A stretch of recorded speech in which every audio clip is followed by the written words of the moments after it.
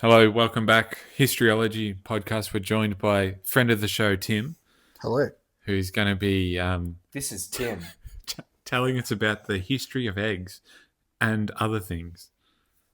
Well, eggs symbolize life and creation. So really, eggs can be extended to any topic. So I'm now going to take you down a wonderful deep dive of why eggs are relevant in various different ways through history. It all starts with Easter.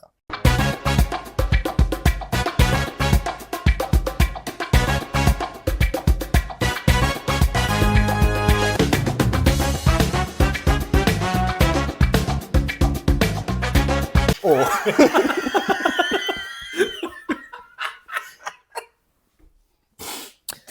the idea of Easter was actually born from a pagan ritual in which fertility was celebrated, which is where the hair comes from.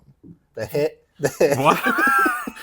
I always thought Easter was like, the death, the crucifixion and resurrection of No, Jesus Christ. that's whitewashing. That's what It's whitewashing. Christianity will have you believe that they came up with it, but really it was there. Sorry, I have a sudden need to hold my rosary.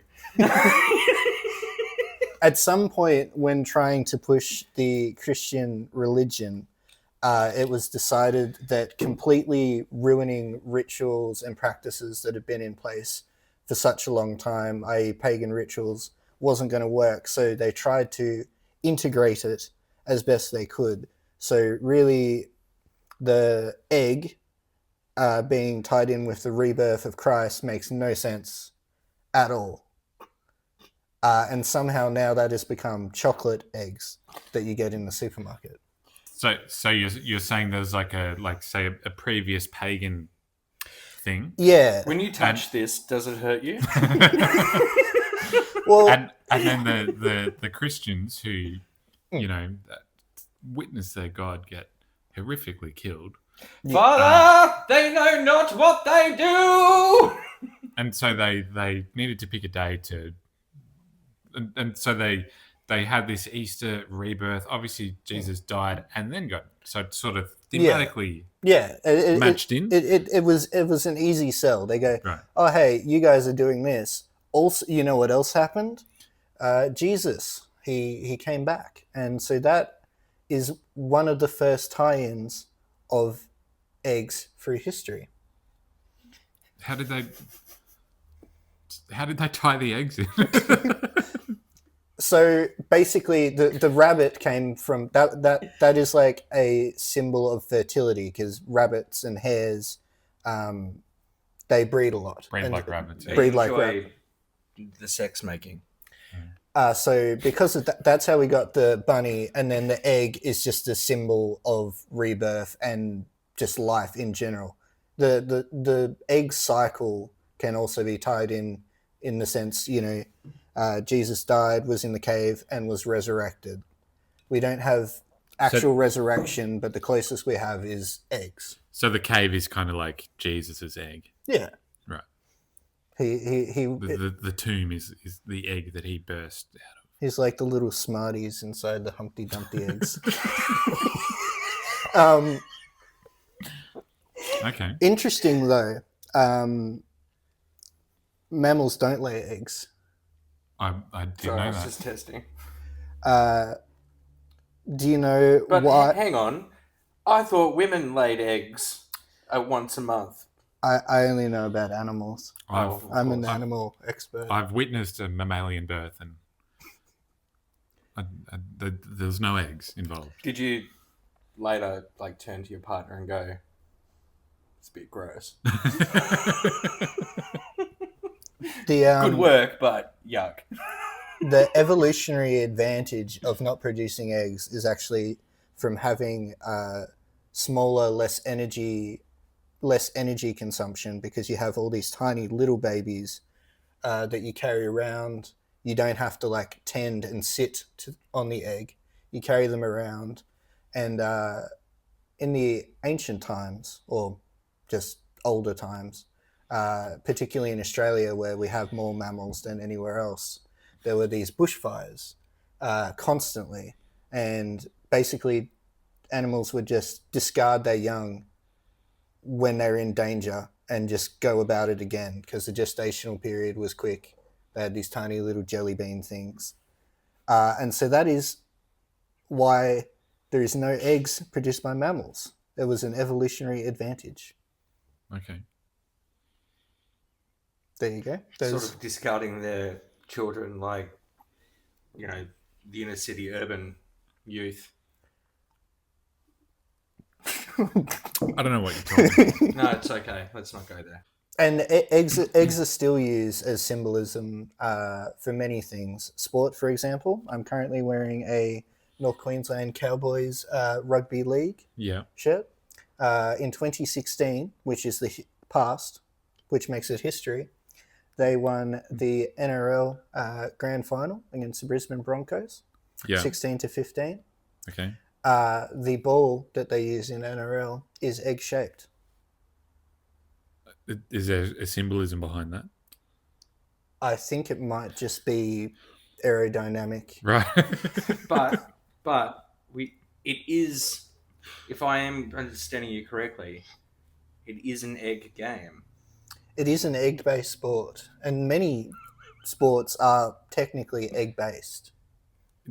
In what sense? Australian league football, that Like they use an egg-shaped ball? yes. I've never seen an egg that looks like that. But it's sort of, it's not a circle. It's egg shaped. Yeah. Yeah. Like if honestly, if you bought it, Correlation equals causation. a dozen eggs, and it looked like a little footy. Yeah. Not but it had that shape, you'd probably take it back, or at least keep it as a curiosity. Here's a hypothetical for you, Tristan. Uh-huh. Say Hanno is The navigator. navigator. Of navigator fame. is traveling, and he's encountered some people. He himself might know of egg sports. We don't know that. Yep. He doesn't say either way whether he knows. If he were to explain to someone who had never seen a AFL or NRL ball, would he not describe it, or could he not easily describe it as being egg-shaped? Yeah, he could. In the same way as he encountered gorillas and just thought they were just another tribe of black people. Is that what you're saying? That is not exactly the point I was making. That's called a tangent. I was saying it. I wanted to say it. Oh, sorry. I wanted to say it. Anyone else got any egg stuff? Well, do you, while we're on the topic of eggs, do you have a particular... Just came up. It just randomly came up. Eggs. As the egg expert, do you have a preference of egg that you like to consume? Snake, quail, emu? Both kind of egg and method of cooking. Well, I think sunny side up is a preferable way to consume eggs. Oh, I disagree. This is controversial. And well, through history, it's been proven that sunny side up is the best way to. It's a big claim. I believe the eggs are sunny side up in Shrek, which is set in the past. When Fiona's cooking them on the rock. Sure. I do enjoy that movie, which came out in the past. What is your favorite method of egg consumption, Tristan? Scrambled. Mine too. I like scrambling. I don't want to, accidentally crack an egg open and there's a little, I don't know. I just don't want it. Savages consume scrambled eggs because they could not figure out how to poach. I don't like vinegar very much, and that's what Yeah. The correct way to poach an egg is with a little bit. Not a big fan. I But bel- the goals, the ghouls, Did you just come on our podcast and call us savages? all ghouls. Or ghouls, right? I do like a hard-boiled egg. I think, because like when I was little, like Dad would draw a little face on the hard-boiled egg, and then he'd show me sit there with like the knife, and he's like, and it's like, no, don't get me, no, no, and then be like,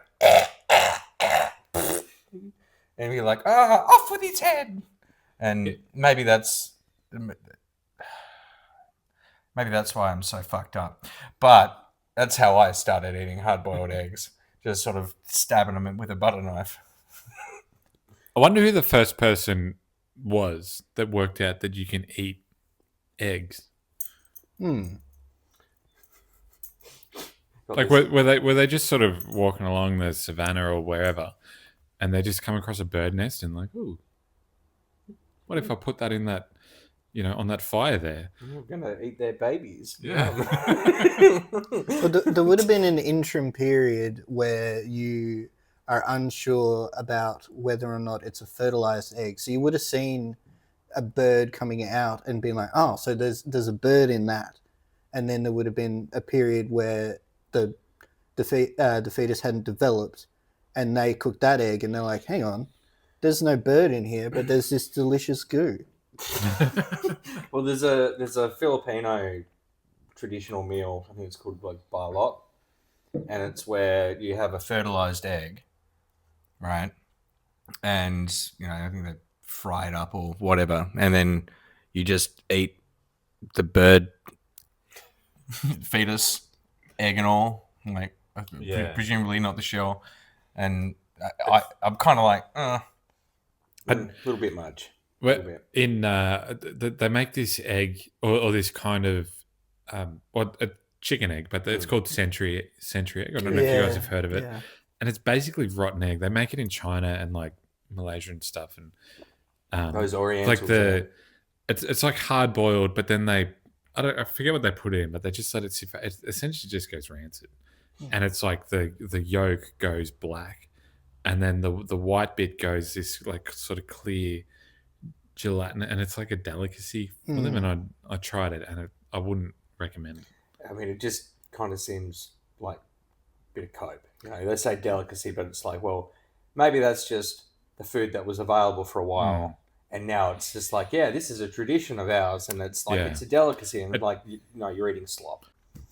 In The Simpsons, in most, which is a show from the past, in The Simpsons, in most tavern, there's always a jar of pickled eggs, and it's referred to and thrown back to many times through the series.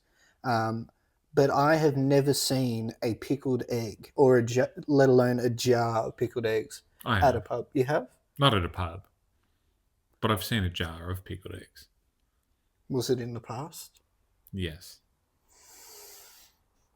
History.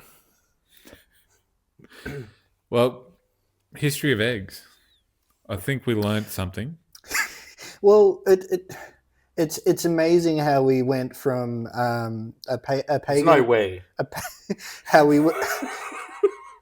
How we got from a pagan ritual to chocolate eggs, Jesus's rebirth, and the North Queensland Cowboys. I'm sorry, I'm just testing it again. All right, you're good. But I hope you've learned something, both about mammals, eggs, and rugby league history. We have. Thanks for joining us. Ancient animal expert / egg scientist, baby. The Socratic crackhead himself,